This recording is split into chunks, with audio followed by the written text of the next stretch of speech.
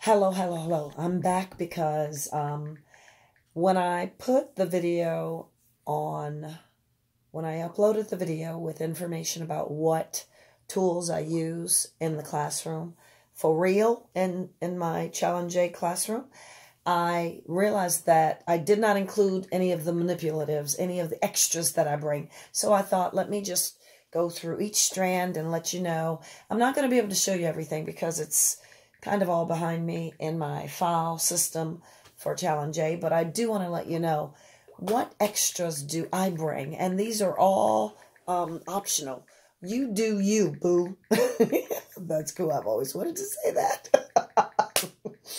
Here's what Wow, I saw that on the challenge page, so I couldn't resist it. The corporate staff said, "Got you, boo." Boo just, I never use that. But I just wanted to say it. So you do you, boo, okay? Okay, let's get serious. All right, now remember, I follow the guide's order with one exception. The first and the second one. The guide starts with logic, which is math, and then does grammar, which is Latin. I flip those two. I do grammar first thing in the morning. I said it before, I'll say it again. The kids are awake, even those who are not morning people. They're awake. So we do Latin at the beginning. Here's what I do with Latin. I wanted to find these, but I could not find my cards. I have about 500. I have a stack of mini flashcards. They're blank, but I'm going to use them as flashcards for Latin, and I'm also going to use them for cartography. And what I'm going to do with these flashcards is I'm going to put vocabulary on them. Actually, my daughter, she's right before me. She's, thanks. She's going to do all of her vocabulary on these flashcards. We're going to use the Leitner system. Leitner, L-I-E, I think it's L-I-E-T-N-E-R, or maybe it's L-E-I-T-N-E-R.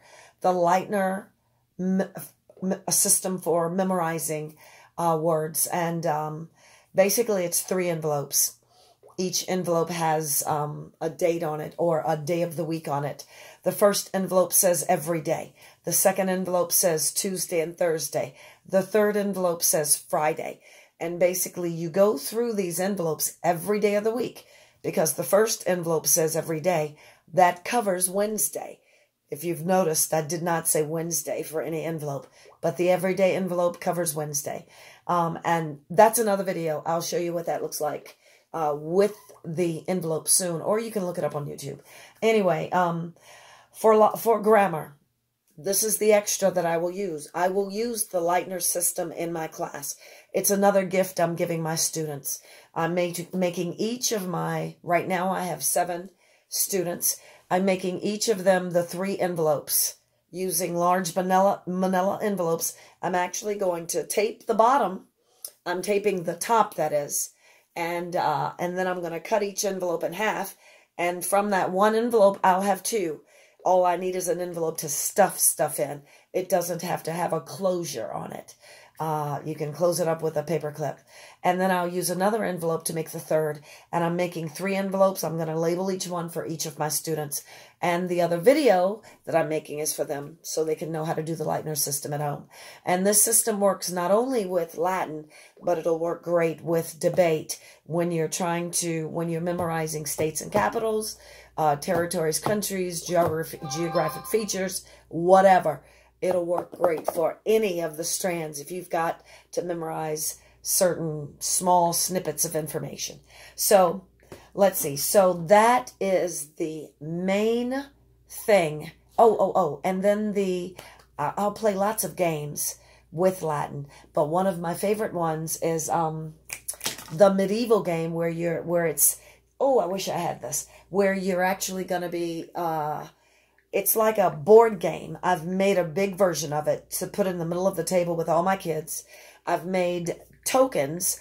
Actually, last year I made tokens. This year the tokens are going to be just like last year. I take pictures of each of my kids, and then I actually cut out just their face. And I use those little faces. They're about that big, literally, the pictures, the little icons of the face. In fact, I'll show you. This is a square one of my baby when she was a baby. But they're literally this small. How dare you? And but I cut it out so that it only covers, so that it's a circle. It frames the face. That is going to be their tokens, because those tokens can sit around. You can put them on any you can use them for a number of things, and they'll fit on the game board. If you got 7 or 8 or 9, 10 kids, you don't want anything major big, so they'll lay on the game board. It'll be fun. And by the way, those little pictures, it's just a regular picture. I take a picture of the whole class, and I just cut out each little head, and that they don't even know it. It's already laminated because I use my photographic paper to print it, and it's just great. I love it. So that also works great when you're choosing kids, when you're playing teams and you got to choose kids. You throw those little pieces of pictures in a bag, and you just pull one, pull another, pull. It works great. They work great, and you don't have to guess who they are because there are images on it. So anyway, that's another manipulative that I use for Latin and some of the and all the other strands. But that game is one of my favorite things to do with so I use the flashcards that I'll bring, and I'll use the little heads. Okay, so now let's go to mathematics. I don't know about you guys, but I love National Number Knockout. We play National Number Knockout. We play Jack Attack, Snake, 5 rounds. Every round, you get the S, the N, the A, the K, the E. Basically, it's just 5 rounds of Jack Attack, which is a great game. The kids love it. For the most part, those are the 2 games that I play. I also do math jokes, and I also do, here's another thing that I've bought that I love. It's the Mathematical Wonders book. It has so many riddles and things in it, and the riddles are kinetic. So we'll do math riddles. The kids love the math riddles. That's my exordium for every math strand. For my grammar strand, my exordium is speaking in Latin, by the way. So let's go to the next strand. Research. Natural science. I will use those. I already said I use the science cards.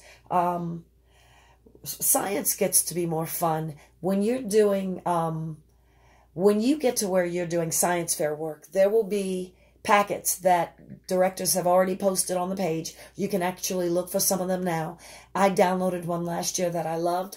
I'm going to use it again this year.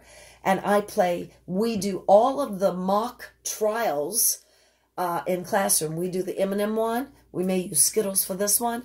We do the peanut butter and jelly sandwich. We do, I do every one of them. Every week for science fair, I do another mock demonstration of a trial, how to log and track and chart information, how to do a trial. It's a lot of fun.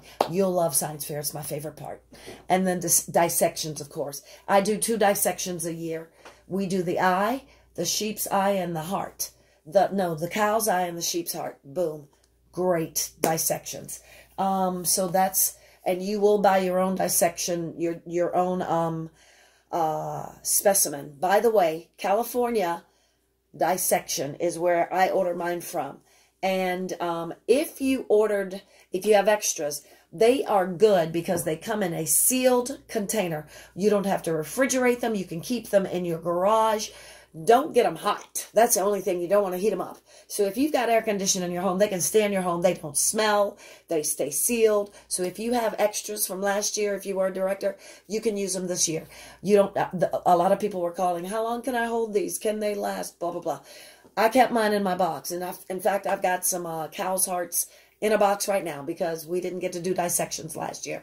That one in particular, we did the heart. So guess what? We're going to do the cow's eyes this year. Woo-hoo! So it's a great dissection. And there's some great videos that you can use so that you can know how to do this dissection. YouTube is a great resource for videos. So whenever you do, if you've got dissections, if you plan on doing dissections, it is an option. It normally is done at the end of the school year, but I actually do it on the second. Each area of the anatomy is done in a 3-week period. So they rotate 3 weeks.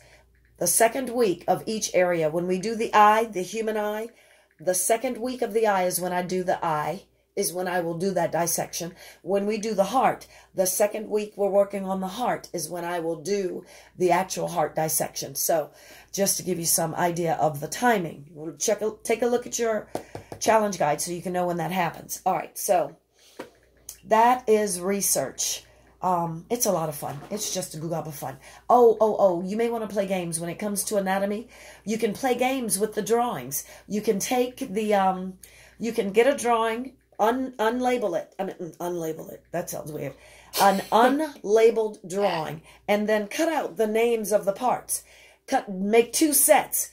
Divide your class in half and have a race. Who can identify all the parts of this particular part of the anatomy the first, and put it on the wall so that they have to use the tape and tape it on the wall and just make it a lot of fun. It becomes kinetic and kids get to get up and do all kinds of stuff. Do it on the floor if you want. I did some of it on the floor, some of it on the wall. It's just a lot of fun to make it kinetic and get them up and moving. And it's memorized. They'll remember it that much quicker. All right, my phone has 15%, so I better hurry up. All right, reasoning, analogies. Oh, this is just great. Reasoning analogies is just a really, really good, it's just so user-friendly. I don't usually do much with that because when you're doing analogies for all of us, the exordium is already included. So I don't plan an exordium. I just follow the book. There are some extras for Fallacy Detective. You can play games with Fallacy Detectives. And a lot of those games that I play are on the Facebook group so that other directors have put them there. And I just print them out, get an understanding of how to play, and then I take them and we play them that week. Mine are already set. I have 30 weeks of lesson plans in a portable file box that I will not take with me, but it's already sorted with 30 weeks with all the manipulatives. I'm going to take that and then I'm going to add to it and make it even more richer because I've got a whole year under my belt, so I can. Exposition. Let's see. No, let me go. Exposition. All right. When you're thinking about exposition, it's writing, it's reading. It's very much, I wouldn't bring too much. If you want to bring food that goes with the novels, that's great. If you want to bring food that goes with Latin, that's great. My kids bring food every week. Food to share, chips, whatnot. We bring those. They put them on the table. Everybody eats it. It'll be fun. This coming year, it'll be fun. We'll have, maybe we'll have plates so that they're not all touching the same thing, but we're still going to share. In the name of Jesus, COVID is cut off at its root and purged out of this nation. All right. So exposition, I can't think of anything that I would have brought for the 30 weeks. I can't think of anything with that. That one's pretty self-explanatory. It's pretty clear-cut. You're doing the Annie for definition. Not definition. You're doing the 3, not the common topics, but the canons of rhetoric. Invention. That's when you do your Annie chart. Affirmative. Affirming, negating, interesting. Arrangement. That's when you're doing the outline. And then elocution, the 3rd canon of rhetoric for each of the books. That's when you're going to do the actual paper. You will teach those 3, and they are going home, and they got to do the next. You teach one after they've already done it. You will talk about the Annie charts. You will look at their Annie charts. That's day 1. They have to do stuff before they get to the end of the week. Your seminar day is the end of the week. So they have to do the Annie, then you talk about it, and then you introduce the next step. They go home and do that. Then you talk about arrangement, the outlines, and you look at theirs, and then you introduce part 3, the elocution stage, which is the writing of the paper. You'll talk about it, and then they'll go home and do it. It gets very comprehensive the further you go. The first 3 essays are very simplistic, even boring, on purpose. Do not just know that'll be the sweetest time. It gets very comprehensive after the 3 essays because it gets very involved and it's magical. It is deep. It's rich. It creates great writers. You're going to love it. But you don't have to bring much for that. If you want to bring food to go with the novel, that's fine. I don't. Exposition's pretty clear cut, to the point, and it is a lot of good work. So don't worry about bringing any extras for that. Debate. Here's the cool thing. I love debate. When we do Canada, I play a game. It's the smallest of all the continents that you're going to do. It has the smallest number of areas to memorize. So you can play games with it. You can create a little board of Canada blank, and you can have the little names plopped up there, and they can actually put them in a row. We do cumulative drawing, where I bring one sheet of paper. I bring paper all the time. Here's the paper for the assessments. I ordered this weeks ago off of Amazon. It is construction paper. It's big. It's big. Every assessment will go on there. But at any rate, when we're doing, sometimes I will cut it in half if we're doing a cumulative drawing. The drawing starts with one person. They have about 2 minutes to do it, or 60 seconds to draw while we throw a ball. We're standing up. The only person sitting is the one drawing. And then as soon as my buzzer goes off, that's what I use my phone for, the timer. Then it has to be passed to the next person, who will draw the rest of that continent. Then when we're still throwing the ball, then it's passed to the next person. I use a beach ball, Dollar Tree, because it's lightweight. It doesn't hurt anything. It won't destroy any of anything it's hit with. So that's great. The other thing that I do when we get to the United States, I have eggs that I made way back when my baby was in early elementary school. The eggs, I have an abundance of them. So I took each egg, and on one side of the egg, that's the capital, and on the other side of the egg, that's the state. For my class, I take the eggs and I break them all in half, and I throw them across the table. The kids work as a team to find out the state and capitals that match, and their goal is they have 5, maybe 6 minutes to get state and capitals, all 50 of our states and capitals together, including Hawaii. So it's really interesting. It is quite interesting, and it's a lot of fun. That's my manipulative for that. I do also play the same game for states and capitals, that medieval board. There's one on Facebook. They've put it on. Somebody has actually made a better copy, but I've already got 6 copies of mine. So I'm not going to print out a new one. That game where I tell you I use the little faces, I'll play that in debate as well. You can play it many ways. If you know Trouble, you can play it the way you play Trouble. One dice, and they have to answer a question before they can move. If they answer correctly, that's when they move their little head. So that is it. Those are the kinds of manipulatives that I use as I go through the years. I will do for anatomy, the bodies, the kids will actually pair up, and they will I will have sticker sets of all of the body parts and all of the intricate pieces of it, and they will stick those body part labels on their friend, on their partner in this challenge. And then I'll take pictures of them, and it'll be a lot of fun. And it's very kinetic. They love doing stuff like that. So hopefully you have boys and girls that match as far as amount of kids. Because if you're not, you're going to be somebody's partner. And I was somebody's partner before. So it's always good no matter what. All right, I think that's it. Oh, no, there's one more thing. Here is what I do for Challenge A. The first year is when the kids are just getting to know about how to use the 5 common topics. So here are my 5 common topics. I got a duplicate of this one, so you'll see it again. Here's testimony. There's relationship. There's circumstance, definition, and comparison. They're all different colors and different fonts. I'm going to laminate these. In fact, my laminator's right there. I'm laminating them, and I will stick them across my room for the first 15 weeks. This is what they're going to pull off of the wall. I'm going to cut them in half, of course. They'll be able to identify which common topic we're using. If they can prove to me that they can, then they get to keep it for that day. We'll start it at the beginning of the morning, and it will continue through the end of that seminar. If they get all 5 common topics long before the seminar ends, that's absolutely great. We're done with the game.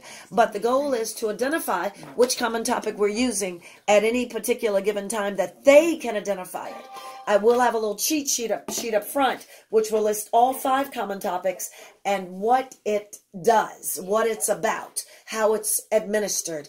The goal is to get the kids to get this 5 common topics under their belt. And when they get it, they get a prize. If they get all 5 every seminar for the first 15 weeks, we're having a s'mores movie party in my backyard that night. Okay, that's it. I think that is it. I also play Trasketball. I've been a tutor since the very beginning. We've been in CC almost 8 years, and I tutored foundations from day one when I first started. So I have lots of games that will come out, and Trasketball is one, just because it gives the kids, it's very kinetic. It gets them moving. I do calisthenics in the room. I do not single any kid out. When it comes to respect, I write the word respect on my board, on my dry erase board, and I put it all capital letters. During the day, they know the rules. Love God with all your heart, mind, strength. Love your neighbor as yourself, which we expand on. That's when you talk about, if I'm talking and you're talking, that's not loving your neighbor. And I ask them, what do you think loving your neighbor means? I use the 5 common topics to explain the rules. And I restate these rules about every week for the first 5 or 6 weeks. And then I just kind of, the rules, the 3 rules, what are they? Then they can tell me. The 3rd rule is to have fun learning about how we can know God and make him known. So respect is, if you do all these, you're doing respect. You are respecting in the classroom. So RESPECT, I put it on the board, and then if I have an issue with the students, I don't like to single kids out. They're kids after all. They do what they do. I don't care if they're in 8th grade, in 9th, 7th, 8th, whatever. What I do is I just quietly erase a letter. The T is first. And then if I have another issue, I'll erase the C. I tell them, if there's any issue, if we lose respect any given day for the first 15 weeks, we can lose our benefits that are happening at the end of the first 15 weeks, the game or the party. So it's so funny. By the time I get to RES, when I get that P, when we have erased the P, they start becoming their brothers and sisters keepers. They're like, they will be like, shh, shh, shh, she's down to RES. Pay attention. And they start watching one another to make sure that everybody's doing what they need to do. Don't let me get to R, because when it's down to 1 letter, oh my gosh, the class is like on pins and needles. We've only gotten there once in the past. So those are some of the things that I do to keep my class light, to make sure the kids are having fun. And I never single a child out. I don't want to. That's not what I'm about. I'm the lead learner. I need you to cooperate. I have ways of making you cooperate. She does. And the last thing that I do that just came up in my mind, in the beginning, I won't do this all year because it's kind of it takes effort. I have popsicle sticks. This is what helps those that don't want to talk, and those who like to talk a lot, shut up. 3 popsicle sticks. You have 3 popsicle sticks to use. I will use them per strand, and sometimes I will use them. Sometimes it'll take a couple of strands to get rid of them. Probably per strand is the way they should be done. Each kid has to have 3 they have to say something 3 times, not 3 words. I don't like. Okay, I'm done. No, they have to say something. They have to add to the conversation at least 3 times in each strand. Those that talk a lot are learning how to just hold on. No one can say anything if they've lost all their popsicle sticks until everybody has lost their popsicle sticks. In the event, we have more time within that 50-minute strand that all the popsicle sticks are now received by me, or in the little potty. We're going to give them a little pot to put them in, a little cup, so that I'm trying to get everybody to touch only their own things as much as possible. But just trying to be responsible. Once all the popsicle sticks are in their own cups, then everybody can talk if they have more to say, and we have enough time in that strand. But the goal is to encourage those shy ones to come out of their shell and to give the talkers an opportunity to control their vessels.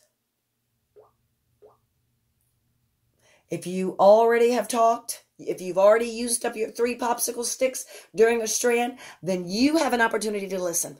That's how it goes. That's how I do it. And that's it. I think that's it. How much time? Oh, 24 minutes. Oh, my goodness. I hope this blesses you guys. Have a fantastic, it's going to be a great year. That's all I'm saying. Until next time on this venue, shalom, shalom. Bye.